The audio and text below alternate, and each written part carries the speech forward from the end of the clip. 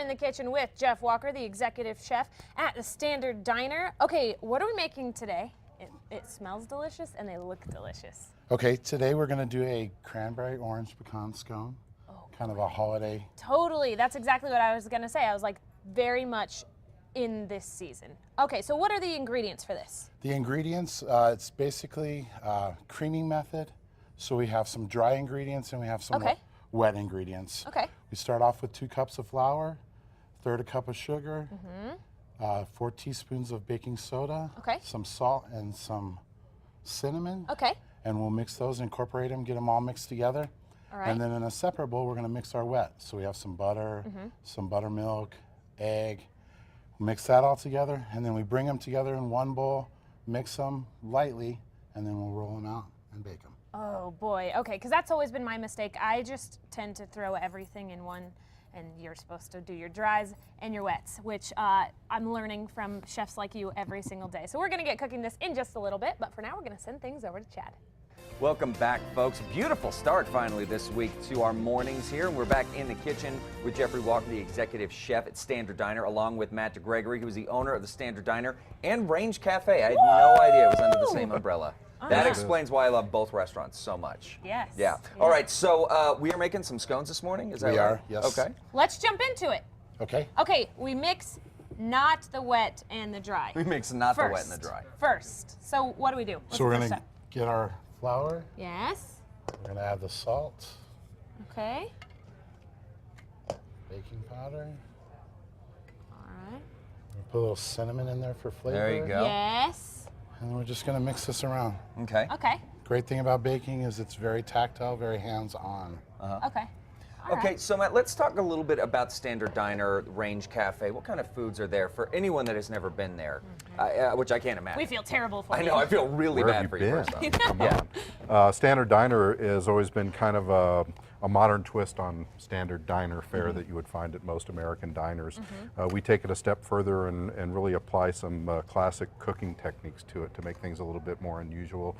We focus on fresh ingredients made from scratch, as you can see.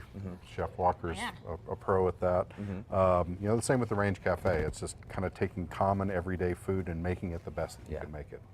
Yeah. And you do that very successfully. Yeah, all right, so now we've got the, it looks like, Jeff, we got the wet ingredients together. We do. So that included the eggs, was that milk that we put in there? We put some buttermilk in there. Okay. We put some lemon juice and some orange zest. Ooh. Okay. Zest is really good because it has the volatile oil. Okay. It really packs a punch. Okay. So what I'm going to do now is I'm going to cut the fat in first. Okay. And we got some butter and just a little bit of shortening to give it that crumb. Okay. So we just cut this in by hand. And we're So by cutting, does that mean you're mixing it in? Okay. And what we're looking for is we're looking for basically the size of a pea. Okay, so you want to reduce the butter into it. into about the size of the pea. And you use both butter and shortening. Why is that? I think that shortening is good for structure and for the integrity of the pastry. Okay. But you just can't beat the flavor of butter. Oh yeah. That is so true. I will agree with that. Okay, so once it's reduced to the pea size, is that when we start mixing these guys in? That's when we're going to start to bring into the wet. Okay. And we can just go all in with it. Okay. And then do we mix that around? I love that you use your hands. That makes me so happy because getting messy in the kitchen sometimes means that you're doing a good job, unless it's in my kitchen. Yeah, right. Usually for me, it's mean I'm doing it wrong. Yeah. If you know what you're doing, it means it's good. If you're Chad Brummett, it means you need help. Anyway, let's talk about what is going on during the holidays at Standard Diner and the Range Cafe. Are there any specials? First of all, big question. Are you guys open Christmas Eve, Christmas Day, New Year's Eve, New Year's Day? Good question. The Range Cafe is closed on Christmas Eve. Okay.